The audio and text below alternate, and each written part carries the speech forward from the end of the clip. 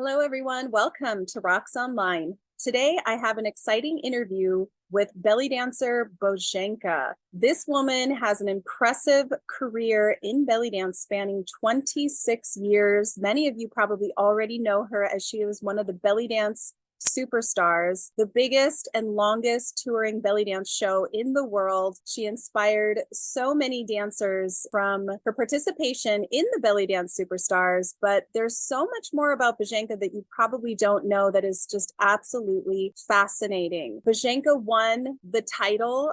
She won the competition at the Ahlan Wasalan Festival in Egypt, which is one of the hardest titles to get. So that already tells you, what an incredibly accomplished and talented dancer she has to be to have achieved that crown and that title. She currently lives on the island of Crete, where she runs her dance lab for her students. She has been featured on dozens and dozens of belly dance videos and instructional videos, as well as performance videos. And what a lot of people don't know about Bozenka is she has been Shakira's dance coach and choreographer for 2 decades. So in this exciting interview, we're going to talk to Bozenka about that experience, how she came about becoming Shakira's coach and choreographer, what that experience has been like for her, and more importantly, what so many people want to know about this specific Shakira piece is what did possibly these knives mean in her recent VMA performance? And Bozenka is going to give us her perspective on that. So stay tuned. Stick around for the whole interview. I know you're curious about the Shakira piece, but I'm telling you, there's so many goodies in this interview that are just so inspiring and so relatable to so many of us on many, many levels. Please enjoy this interview with Bozenka. Hello, everybody. We have a special treat for you today. We have an interview with the incredible one and only Bozenka, and I was inspired to interview her today because there's so much about this incredible woman that I think a lot of us maybe didn't know. When I had the chance to catch up with her about some of the questions I had today for this interview, I was just so fascinated about some of this history of Bozenka's career and dance journey that I think a lot of us weren't aware of, and I think you're going to be super excited to learn about. So Bozenka, welcome. Thank you so much for joining me today and being here for this interview for everybody to watch, but specifically my Raqs Online dance community really loves these interviews and loves learning about dancers in our community. So welcome. If you wouldn't mind to say hello, maybe share a little bit about yourself. I think most of us know who you are for sure, but you're kind of a humble, unique person where I don't see you out here tooting your horn for some of the really amazing things that I think your horn needs to be tooted for. Okay. I prefer others to toot it for me. But hello, and thank you for having me, Sadie. Thank you so much for having me on your Raqs Online and for doing this interview. And like you said, I don't do many interviews, and I think I just stay in my corner and keep busy. And yeah, I have done quite a bit, but yeah, I realized that I need to maybe put it out there more on, nowadays we do that a lot more on social media, but my career started even before then. So I guess people are slowly finding out a little bit more about me as I am, I guess, less timid to share, and how I say, make some noise about what I've done, because really it's the only way for people to know. Mm-hmm. Yeah. So thank you so much for this interview, because I know it'll reach a whole bunch of people that I don't have a reach for. I started dancing on the East Coast in Miami, and in some ways I feel like we are on opposite coast, and it's a bit of a bubble sometimes when you're like in your dance community. And I was teaching workshops outside of America even before teaching workshops in America, and I haven't actually been to LA all that much, or California, or the West Coast all that much. With Bellydance Superstars I have, but I just feel like I don't get out there so often. So yeah, it's very common that I'm in a workshop full of people, and some people don't know who I am, who they're taking a workshop from. You know how that happens. They sign up for the weekend package, and they're just like, well, I'm just going to do this class because it's in my package, and they don't know who they're studying with. And I like that. I feel like I always have to introduce myself and prove myself, and yeah, I'm just used to it, I guess. So, but anyway, thank you for having me. Yeah, I remember the first time I saw you with the Bellydance Superstars, and you just have such a graceful, for me, grace is, I think grace is probably my word, my affirmation word as a dancer. Like I'm always trying to find more grace, more ease, more fluidity in my movements.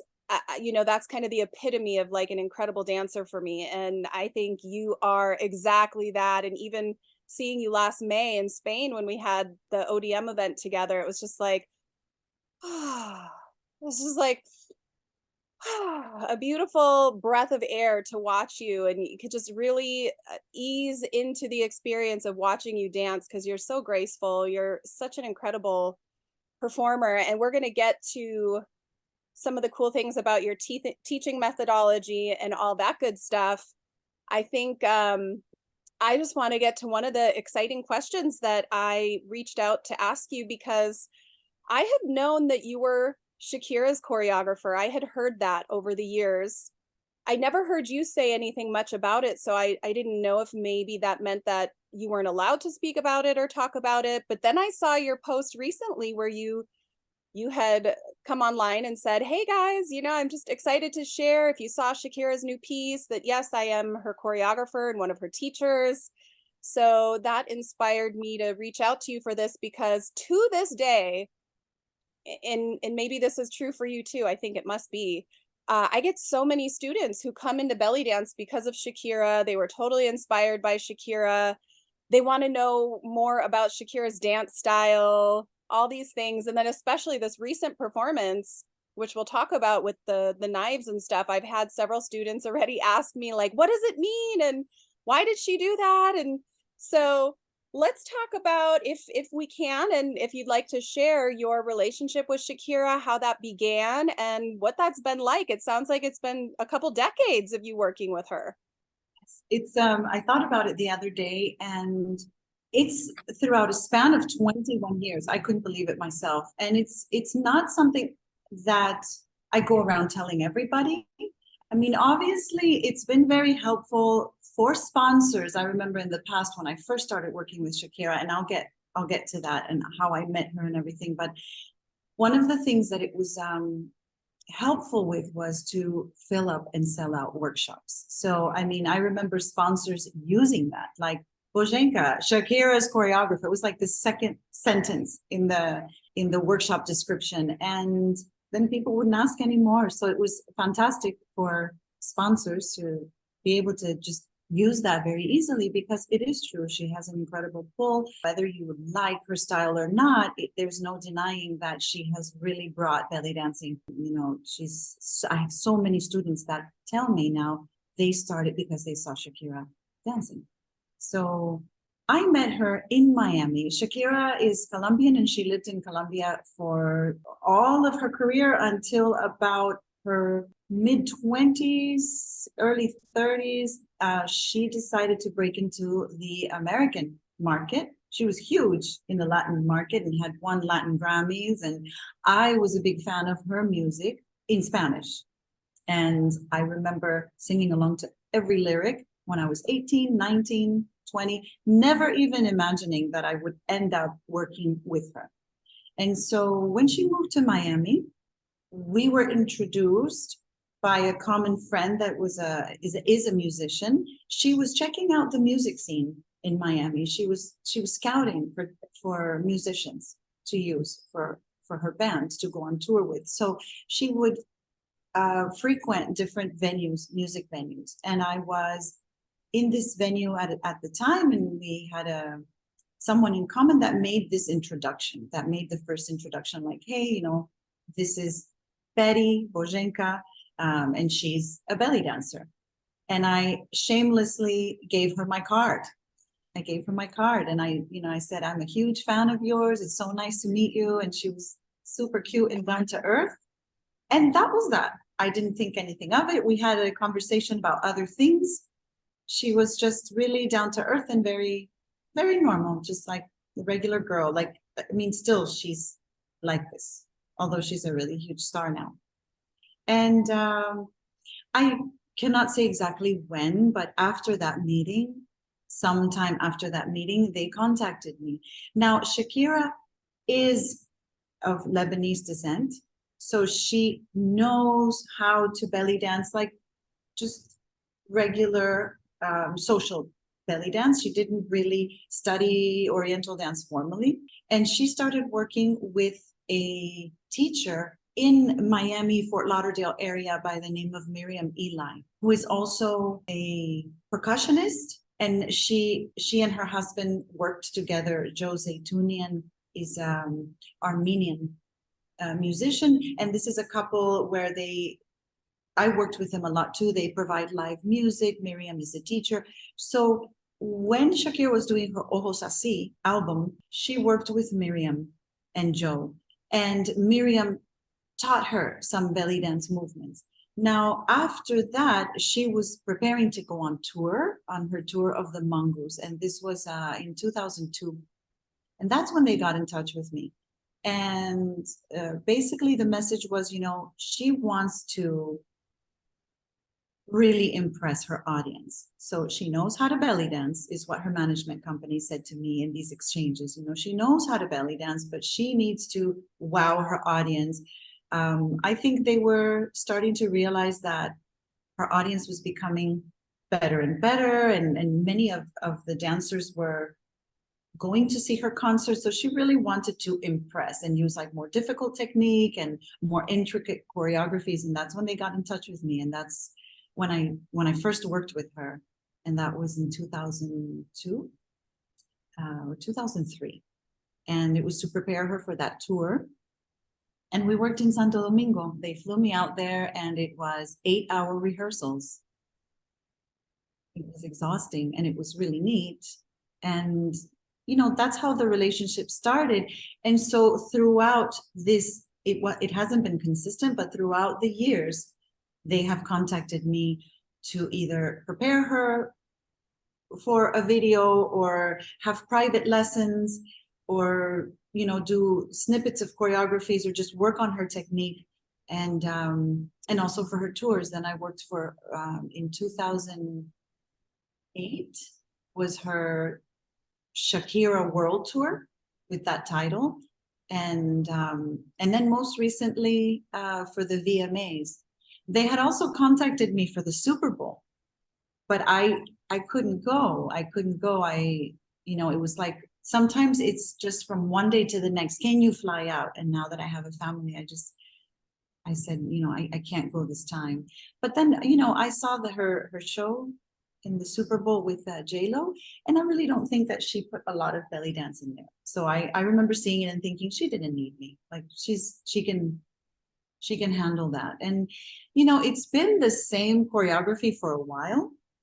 So for the VMAs, they wanted to change it up. They wanted to add a new element, and that's where these daggers come in. And the story is pretty funny because now it's like everyone's talking about it, and people are coming out and doing like funny videos. And more recently, like I've been sent, like people will send me these funny videos. I don't even see them. They just send them to me. They sent me also Britney Spears with the butcher knives. And yeah, it has created a buzz for sure. What a cool thing that you just shamelessly handed your business card. And here, I just love that, because also just want to touch, it seems like you've danced for or worked with quite a bit of celebrities. So has that kind of been the way that it's sort of worked out? Or did you have a manager, or how did you get like with some of your other celebrities? So I've never had a manager. I think the closest thing to a manager was Miles Copeland during the days of Bellydance Superstars. But even then, I was booking myself for the tours and telling them when I could tour and when I couldn't. My very first teacher and mentor, Tamlin Dalal, she was served as a kind of agent. Like out of her studio, she would book dancers for shows, but I've never had a manager. And I think I've just been very fortunate to start belly dancing in a place like Miami, where so many celebrities frequent. And they used to call a lot. The studio was called the Mid-Eastern Dance Exchange, and it was run by Tamlin Dalal. And that's where I started belly dancing. That's where I took my very first belly dance class, my beginners class. And then from there, I just grew into that studio. Actually, she handed her studio to me. I directed it for a while, and I had it for a while. But it was just, they would call and they would book dancers. And many times we didn't know who we were going to go dance for. So it wasn't like they said to me, we need 2 dancers for Hugh Hefner. It was more like, we need 2 dancers. It was always based on looks, which kind of bothered me. But, it's probably still like that, but I don't do commercial gigs anymore for many, many years. But they used to call and sometimes ask specifically for certain body types or hair color. And it just got weird. And sometimes we would just say, look, we're going to send you very good dancers. That's it, but I don't know if you've come across that, or I'm sure people watching are probably nodding. Sometimes they get very specific about the requirements of the dancers, and you realize it's not so much for the dancing. It's like they just want to please their audience and kind of present a fantasy to their audience. I mean, I wore dark haired wigs and things like that, or just did a lot of stuff just to please the client, whoever was calling. So many times we didn't know who we were going to be dancing for. You just go at a party and you think, oh my gosh, this is O.J. Simpson or Madonna or or Hugh Hefner. Like I said, it was just, those were, for example, I didn't know I was going to perform for these artists. It just so happens they were there. They were at the party. Wow. Yeah. So Miami, pretty interesting place, or at least it was during this time. Yeah, I think I understand, because I think we were kind of maybe in the heyday of our careers around the same time, and I had some similar scenarios. I danced at one of Will Smith's New Year's Eve parties in Aspen, Colorado, and I got a similar call. I wasn't informed who it was going to be, but they said it's kind of a high profile person, so you're only allowed to bring one person. We need their name. You can't bring a camera. So unfortunately, I don't have any pictures of this because I wasn't allowed to take any pictures. Yeah. And then you're dancing for somebody famous, but you don't know who it is. But yeah, I also love hearing, it's interesting because I think nowadays a lot of young dancers don't understand that back in the day, it was like a direct point of contact, like calling your dance studio. America's Got Talent actually called Susie Evans, who makes the belly dance, all the belly dance, a lot of the belly dance DVDs back in the day. And they had seen my videos somewhere and they contacted her because it was I Ahmed on the back of the DVD. And they said, we want this girl on America's Got Talent. So I didn't even audition. They actually called Susie, and then Susie called me. So yeah, I had some similar, and that was 2010. So it's interesting how the point of contact was pretty direct, it was like call the dance studio or call the name on the back of the DVD or whatever. A phone call. You get a phone call to the studio or to your cell phone, which I still have the same number for all these years. I still have this same phone number. Now it's a little bit different. You get maybe an Insta message, or I don't know, Facebook Messenger, or maybe email, but it was very direct. You were speaking to that person. And many times I was booking the dancers, but when I booked the dancers and I was in the studio, I was Betty. And I wasn't always the dancer that would go to the event. I would pick up the phone and book the dancer, and then Tamlin would decide, who got the gig depending on the description of the gig. We had a lot of really interesting shows come through that studio. I got a lot of experience, and it wasn't always high profile and glamour. We danced for a lot of community centers and elderly homes, and did a lot of free shows. We're just dancing all the time. It was fantastic. It was really a very nice time. And I feel like I was just so busy, and I was never great at promoting myself. That's for sure. I always have just relied on my sponsors or the people that see me, just kind of like tooting my own horn has always made me kind of uncomfortable, like writing my own bio, or even that post on Instagram about Shakira, I thought about it so much, and I don't have a non-disclosure. I can talk about it, but it's also really interesting that, it's been so many years and it's kind of like unspoken. I am very discreet about the people that I work with, and I think this is part of the reason why they keep calling back. You know, they just kind of Yeah, they know not, you're not out there given the secret sauce, you know, of what you're doing with them to make that happen. Um, I have I think it speaks videos of, volumes of you, Bozenka, like even hearing part of your story that Tamerlan, the great Tamerlan Dalal, passed her studio to you, and that celebrities trusted to call you and have you perform at their shows. Because, you know, I think a lot of people think what we do is maybe easy and not so difficult. You know, anybody can slap on a costume, and it's true, even when they're kind of profiling and looking for a certain look and stuff like that, there is a level of professionalism that really is required in our industry that I think most people just kind of take for granted and don't even really focus on. I mean, to make it this long and this far in the industry as you have, and I can say for myself too, there is a high level of discretion and professionalism that you need to have. You just don't get that far ahead, and you just don't have the longevity of a career if you're not a very professional person. So I always know when I look to my peers that have been around for decades, it's like, wow, I see you. I see how, you know, I see that you have had to work your booty off, literally. And I think that's yeah, amazing. Congratulations, and I'm super proud of you. so much. Thank you so, so much. It's really nice. It's really nice to just be able to talk to you like this and be interviewed about it and be able to share it, because I feel, you know, people do need to hear about it. Why not? It's exciting. It's exciting. And I think it's inspiring for people to know. And I think a couple things I want to say before we move on to the next question about Shakira is just this interesting link. We look at superstars. Well, we look at pop star icons, and we look at like Shakira and Beyonce and think that they're just this like bottomless well of art and creativity. And the truth is they're pulling so much of their inspiration and their creativity from other artists who never get credit. And I know that's true with Beyonce too. I've seen a lot about that, how it's these kind of unnamed artists and unknown incredible creatives and dancers and writers and songwriters who come up with all this creative content that these pop stars, and not to undermine them because they're also extremely talented and professional and hardworking, but I really like being able to shed a light on how cool it is for us in our dance community, which is pretty small knit and unified in a lot of ways, to know that when you're looking at Shakira, in some ways you're looking at Bozenka. That's like really awesome to me. So Yeah. on that note, I guess a couple personal questions. You said Shakira's down to earth. I'm sure people are wondering, like, what is she kind of like in real life, if you're allowed to say? Like, what's her personality like?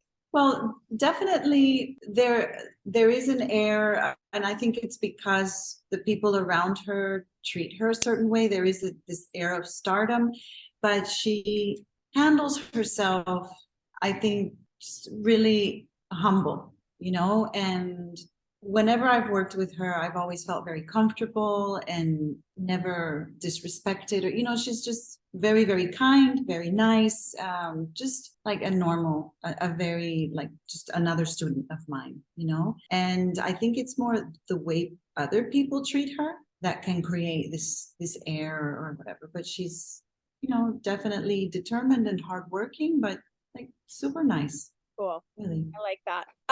Yeah, Mm. let's, if we can, let's talk about the VMA performance. I think, you know, when I saw it and some of the students said, "Hey, what is this?" Especially a lot of people wanted to know if the knives was in any way inspired by the Iraqi Hacha dance, the swords and, or not the swords, but the daggers dance. And I wasn't sure because it looked like they were different kind of knives, and so I don't know if there was a strategic reason why she used the ones that she did. So I wanted to hear your take. I know absolutely nothing about what her motives were on this. I also don't know. I also don't know her motive for using the knives, other than when I first got to the rehearsal, I was working with her artistic director, and the artistic director, Maite, was the one that presented the knife idea. She said, "Look, I want to work on a choreography, and her existing choreography that she was using the rope before. So it was the same choreography to modify it for a new element." So I walked in knowing that there was going to be a new element. When she shares with me the element and I see these knives, And she showed me Kalweya videos, like, and I said to her, you know, this is from Iraqi dance. I was a bit like, oh no, to be honest, this was my first reaction was, we're gonna have trouble with this, you know. And I didn't try to discourage it, but I did definitely say, like, we need to just talk about where the knives are used, the daggers, let's call them daggers.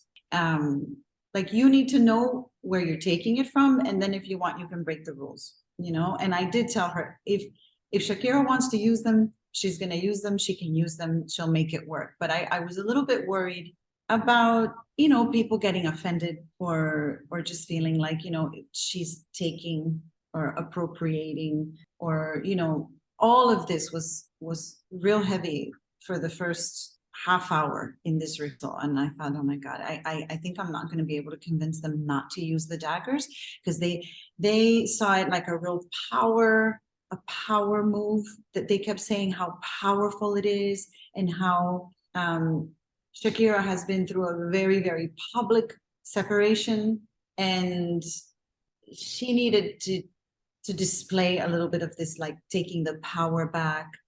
Now, the whole thing with the hair and the knives, I've been asked if that was in relation to the Iraqi girl that was killed because her hijab was not on right. And I was asked many questions after the performance, like, what was the meaning behind the knives? And it was never discussed, like, Shakira, why do you want to use these knives? You know, for lack of a better explanation, or it's not as deep, you know. It was just like, we want to use this new prop, and how can we use it that it looks graceful and not strange? And so we just experimented a lot with the knives. Maite was looking at a lot of videos of Kalweya, like trying to see how they were used, and in the end we just modified the choreography to fit with the knives.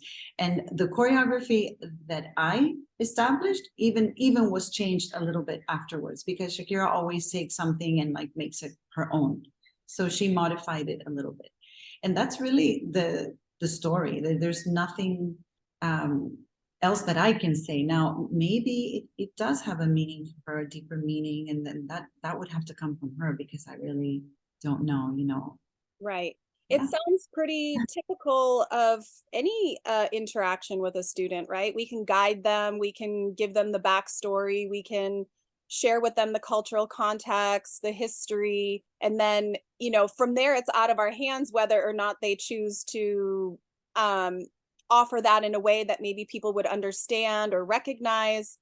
Yeah, and I think watching Shakira, especially the shape of the knives. I don't know if you see, they almost look like pie servers. They don't even look quite like knives. So I don't know if she did that for a safety reason, or maybe she was trying to stay away from making it look too much like the hacha. I'm not sure, but I could certainly see how everything she's been through, you know. I think this is an interesting point also as dancers and artists, like in the creative space, you know, can we do things like a knife dance and just have it be kind of unique to our own expression and not related, even though that is an actual Iraqi dance? Is it possible to dance with knives and not have it be associated or related with that? I think in our community it's a little harder, but I think in the outside world, especially people who don't know of that, could be looking at the symbology or the symbolism of, like you said, the knives being powerful, and maybe this kind of rebirth, or maybe even a political statement for the stuff that's happening in Iran. So it is interesting. It's definitely got people talking. Yes, I mean, we had the same, like, we've revisited it. It was the same with the candelabra when she did the tour of the mongoose and she had the candelabra. She had asked me, what prop can I use? And I told her, you know, like, the candelabra is pretty spectacular, you know. So then we discussed what the candelabra is used for. And then the next tour, it was, you know, she wanted to change the prop, and it was the fan veil, where she started out with 2 fan veils in rehearsals, but then decided to just use one big one. And it's always kind of been like this. The rope she got on her own. I had nothing to do with the rope. I remember seeing the rope in rehearsal and her like experimenting with it. I know Turkish dancers dance with rope. Turkish dancers also dance with knives as well. Now you said the knives look like pie servers, but the knives that we worked with in rehearsal were more like daggers, like, you know, shaped like straight knives. So I don't know. I wonder Where if did you they see the? changed it for safety reasons. And something interesting I learned because I saw, there's all these remixes going on of people dancing side by side with Shakira on TikTok and Instagram. And one woman said she had to use pie servers. So she was using pie servers. And then as I looked at Shakira's more closely, they look thicker like pie servers. She said it was because they would get blocked or the content would get taken down or flagged or blocked if it was real knives. So I wonder if like Shakira's media team knew that and said, hey, we need to use these because otherwise the whole performance could get blocked or not able to be shown on television. I don't know. Interesting. I know a lot of parents have complained, that now their kids are going to try to dance with knives, and Yeah. it seems like you can't do anything anymore Yeah, without getting in trouble. exactly. Well, thank you so much for sharing all that, Bozenka. I think that's just so exciting and so cool. What a cool experience, and to be able to watch it all unfold and know that, yeah, amazing. One thing I want to say before I ask a couple personal questions for you is, what do you think about Shakira's influence on belly dance globally? Like, I mean, for me personally, it's hard to deny what an influence that she has had. And it must have been in 2006 or 7. She must have come out with some song around that time. I don't even remember what it was anymore. Maybe it was wherever, whenever. I'm not sure. But I had a line of literally almost 100 students at my door ready to come in for belly dance classes out. And I was just like, what? I was so confused. I was like, what happened? And they all wanted to learn this like pelvic shimmy that Shakira did. So then I was like, oh, it must be that. But I'm curious, since you've worked with her, what has been your experience in watching, especially also as somebody who has influenced belly dancing so greatly with the superstars? What do you think of Shakira's influence on belly dancing around the world? I think it's fantastic. I think it's been very positive all around. I think many dancers that have been inspired by her have sought teachers. They want to learn more, so then they sign up for a belly dance class. They seek out belly dance instructors. So I don't see how it would be negative at all. I don't think it has a negative impact at all. I mean, and I just see it as something super positive. It's wonderful. Yeah. I agree. I think it's always,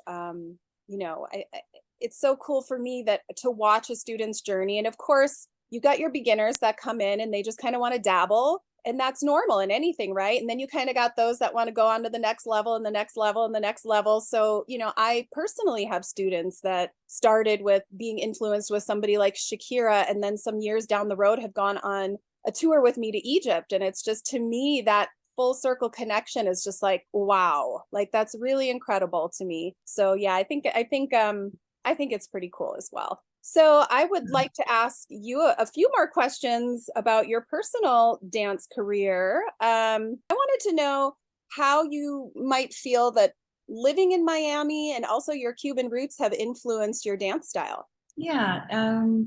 I think living in Miami has possibly helped my evolution as a dancer, as far as the finding the resources in a place like Miami. I was very lucky that Tamilin was there, and then also a place like Miami gave me a lot of opportunities to perform and to have experiences. I wouldn't say it has shaped my dancing. And being Cuban, okay, I think my heritage and the fact that I've grew up in a household with musicians, and I'm a musician myself, I think that has definitely helped who I am as a dancer. Being Latina doesn't necessarily help, did not help, let's say, career-wise. Like I still felt that although I've been very lucky and I've been in the right place at the right time. And I think my talent has helped me. I think for a very, very long time, when I started, the belly dance circuit of festivals in America was run by white women. And I feel like I was not in, and I had the help of a few that said, like, look, check this girl out. And I'm also like an easy package to sell because I'm passing, so to be very, very real, if I looked more Latina, I think it would have been even more difficult for me. And I really, really feel that. I feel that many times I couldn't get in, and I've had to work maybe extra hard, I feel. So it's kind of like a double-edged sword. Like, I'm very proud of my Latina and, being Cuban. And I think that gives my dancing the flair that it has, and it's just part of who I am. But I think it's been a little bit difficult, just to get in, And I think that just confirms a lot of what we've been hearing other dancers share in the last years. So thank you for sharing that, Bozenka. I have a question, a personal question, because also I have been dancing now, gosh, 26, 27 years as well. I started in 1997. Gosh, I know, crazy. But I'm always curious because I'm always checking into, like, what keeps me motivated? Why am I still doing this? And so I thought, you and I have been dancing about the same amount of time. So, like, what excites you still about this dance, and what keeps you motivated that you want to keep improving? Because I know that about you, that you're always working on yourself and you're always improving. I just love to dance.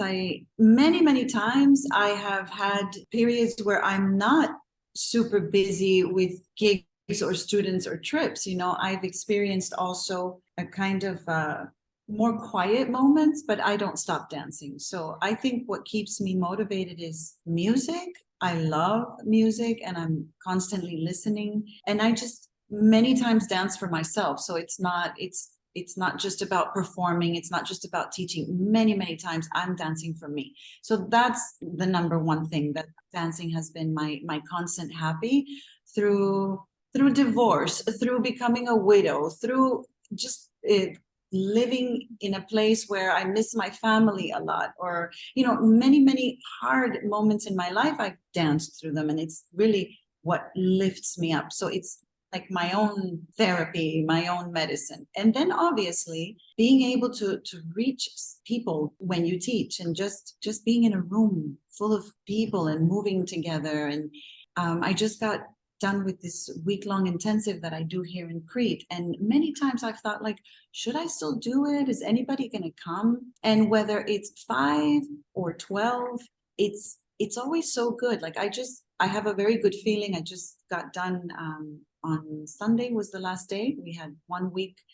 And just to see the way that it changes people, or how they appreciate it. And it's like magic, but without doing much.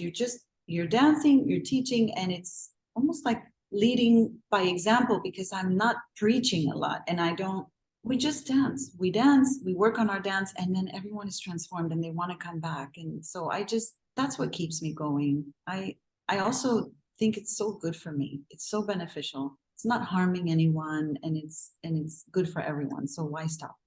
I love that. I love that. And I want to highlight that piece of the element of it being for you, because I think it just feels like with the social media, and not to drag social media, because I know we all benefit from it in so many ways, but it just feels like everything is becoming more and more performative, and like this contest of all the things. And while I think that can be fun on some level, especially for younger dancers who are kind of super motivated, so I'm again not in any way saying that those dancers shouldn't use that platform in that way and to have fun that way if it feels good to them.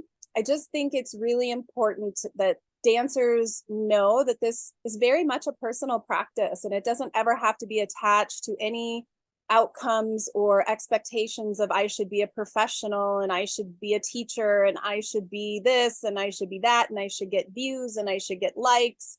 it can really just be a personal practice. And exactly like you said, Bozenka, there's been many times in my own career where I thought maybe the career was over, or that,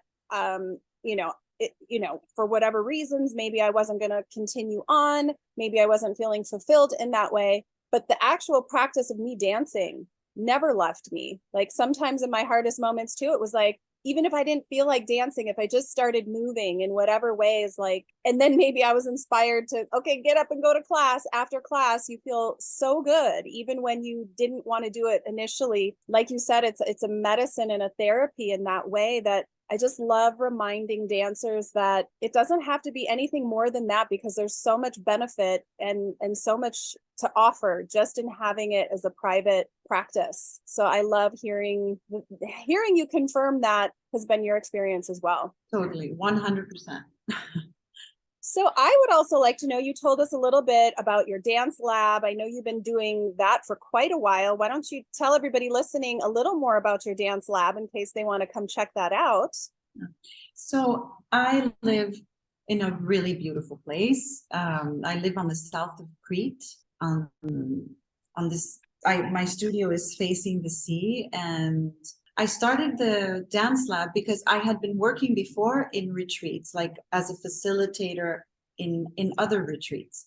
Then that kind of evolved into teaching retreats, but in other locations where I was the featured teacher, and then students would come, but we would be in Mexico or in Jamaica. And so once I moved here, I just didn't want to tour as much. I wanted to bring my students to me. And so I thought, well, I can set up a dance intensive where people just come and they get to get away from their life for a moment and just dance for a week. Also experience the wonderful food that Crete has to offer. Everything is just amazing.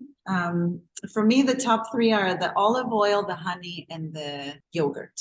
And the feta cheese. It's like really, it's like nothing you've ever tasted. You'll never be the same again.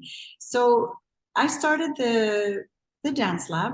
I call it dance lab because it wasn't exactly, I didn't want to call it an intensive, and I didn't really think it was a retreat because we are really diving into dance. But the idea of dancing from the inside out has always rang true for me, because I think if you work on the inside, and if you're okay on the inside, or if at least you start doing some work on the inside, it shows when you're dancing. It just shows through your dancing, and it's something not always palpable. It's not just technique, it's something more.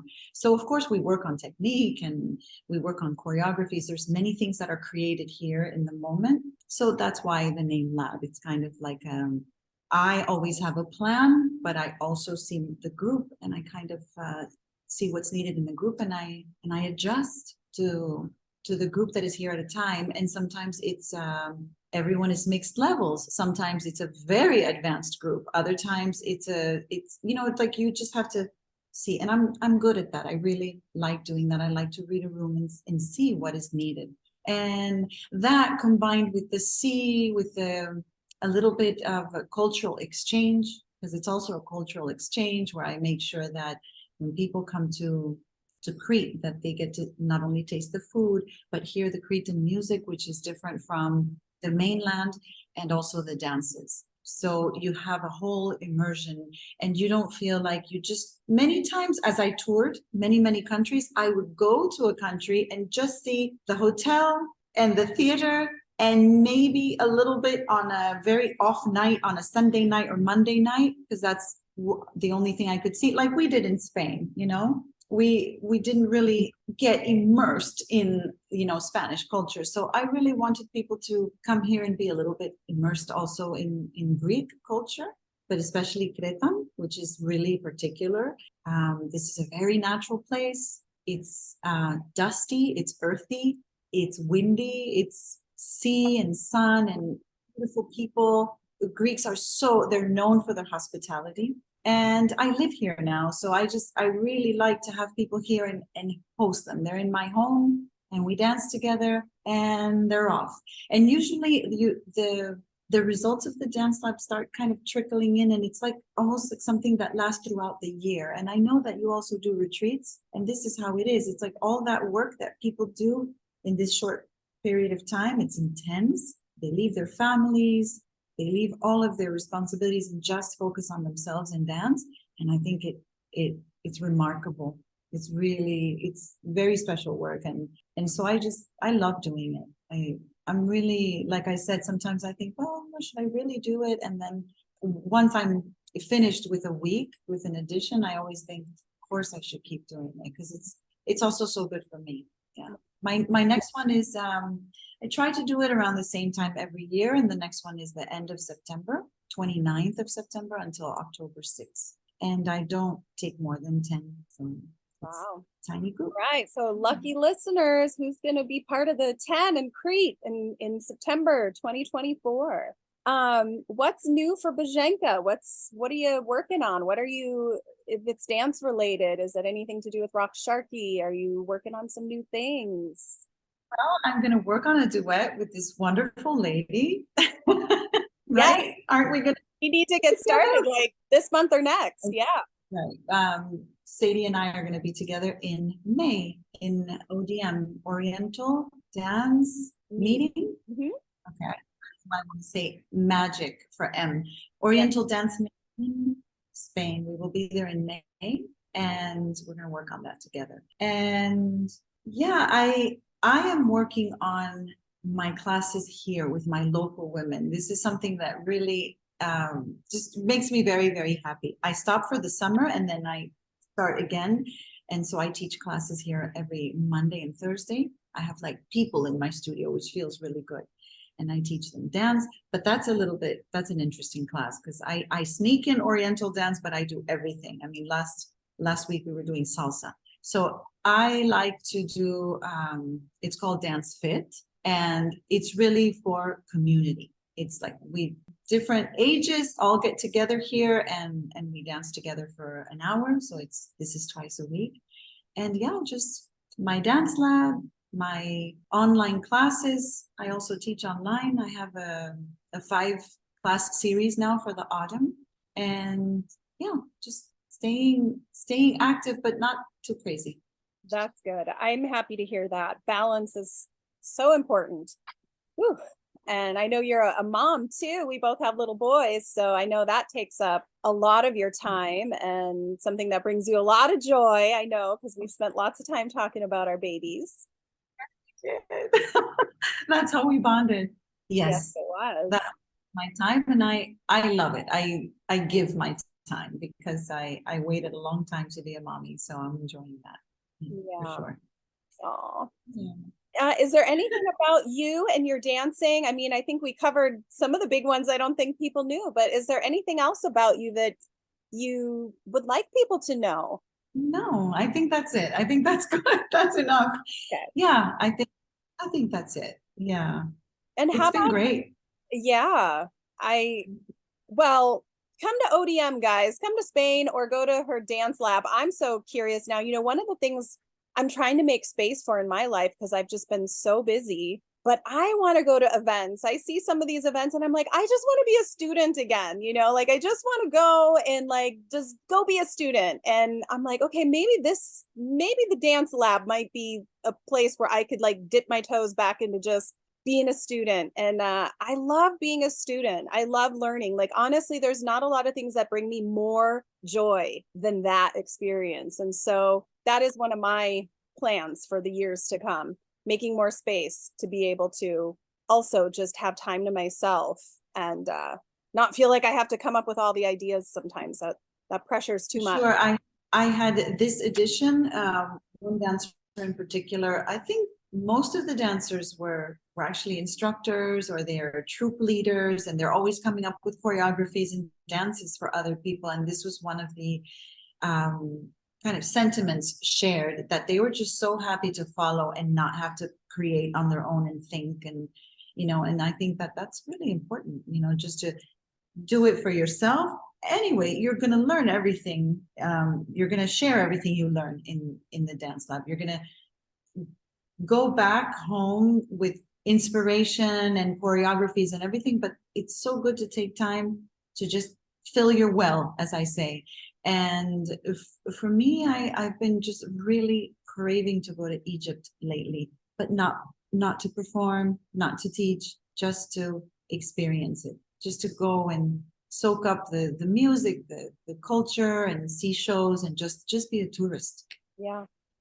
Well, I really maybe want we to do can that. go I do want to. that together because I have the same dream because I've gone to Egypt like 5 or 6 times over the last 6 years or so. And every time it was related to like one of the festivals that I'm part of and stuff like that. And I always leave going, I got to do nothing. Like, I mean, I did get to do some things, but, I'm also caring for all the people who are with and like attending to the students. So I don't get to immerse myself completely into just being open to the experience because I'm preoccupied in my brain. So I understand that desire very deeply.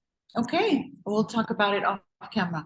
Yes, we will. And then last question, do you have any words of wisdom to aspiring dancers? I think it's just so cool that, here you and I are decades on from our newbie dance days and doing our thing still. And it's just the coolest thing to me to see new dancers still coming in.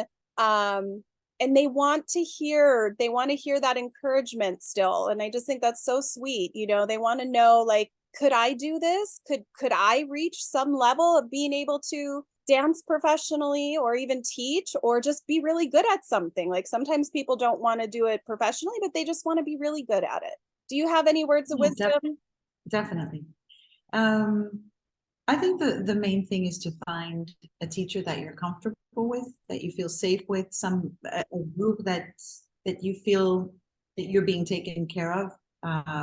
You're learning that that this teacher is responsible with their information and all sharing, not all knowing because nobody knows everything, but sharing, and to enjoy that process, to just enjoy, not try to skip over any of the learning, just to enjoy that childhood of belly dance where you're first learning, you're first discovering. Go see a lot of shows or watch a lot of dancers, listen to music a lot, often listen to music, just get your ears, really soak up the music, and yeah, not to stop learning. I mean, there's so many opportunities. There are music lessons online, there's lectures, there's all kinds of dance workshops, and it is important to find a coach or a mentor or a friend that is going to speak to you honestly and kindly, as a sister or as just a peer, because we all need that. Sometimes you're not exactly sure, like even costume wise, or like what suits you, what doesn't, what should you do for a show. Like you need sometimes a sounding board, and so to try to find someone that you trust. It's not always easy, but we're out there.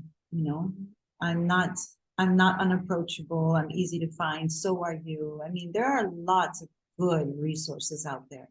Teachers that are now in a different place in their life and are willing to mentor other dancers, up and coming dancers. That we don't want this to die out. We're here ready to support the new blood, the new generation. So that's my advice to the youngins and the older ones. So to the newcomers to belly dance. It doesn't matter what age, just beginner level. Yeah. I love that so much, Bozenka, and agree wholeheartedly. Yeah, I think it's so much more than just learning something. And that's something that I've learned over the years too, is that being around people who really want your growth, want your development, and then also at the same time, like you said, are willing to let you know, maybe mentoring you on a level that's maybe not always all rose-colored glasses, but still done with love and care, because it is a learning journey. It's a personal learning journey, and it's also practicing, for any dancers who are not native to the culture. You're learning somebody else's culture, so there's a lot to consider in that, but it's such a beautiful journey. It's also, like we're saying, like we want to go to Egypt, and oh my gosh, it's like that's just such a beautiful, I think this dance to me has enriched my life in so many ways, especially because of that cultural aspect of learning more about how people live around the world, and the cultures that gave us a dance like Raqs is just incredible. So Bozenka, I thank you so much for taking the time to do this interview. It sounds like you have not done an interview like this where you talked so much about Shakira. So I am just so honored that you were willing to share that part of yourself with us here at Raqs Online. Thank you for giving me this the space, this interview, and for asking me about Shakira, but being more interested about me, because I've done many interviews where they've asked me like, what does Shakira like to eat? So I really, I really appreciate that you're interested in me as an artist, and of course an artist that has worked with such a huge star like Shakira. Of course there's questions and curiosity, but I really love that you gave me this platform to share it, because this is actually the first interview of this kind, of this nature, where it's Bozenka the dancer talking about working with Shakira and not being interviewed the other way around. So thank you so much, Sadie. Thank you. Thank you, Bozenka. And I just love that now when I watch Shakira belly dancing, I'm going to get to go, oh, I know who helped her out with some of those moves. So we will see you in Spain in May. Anybody feel free to join us. We will link all of your stuff, Bozenka, so that people can find you. But like you said, you're easy to find. You're on Instagram, Facebook. You have got a website. Anywhere else where people could find you? No, just here in Plakias in Crete. Well, there you go. And it's not a huge place. So I'm sure if they go and they spend a day or two, they'll bump into you somewhere. All you have to do is ask, and everyone will just point them to the studio. They'll know. Oh, love it. Bozenka, thank you so much. We'll have to do it again sometime. And if it ever comes to be in a way that we could get you in the studio here to film a class for Raqs Online, we will definitely do whatever we can to try and facilitate that the next time you're in the US. Okay, I would love that. Okay. Amazing. Thank you so much. Bye.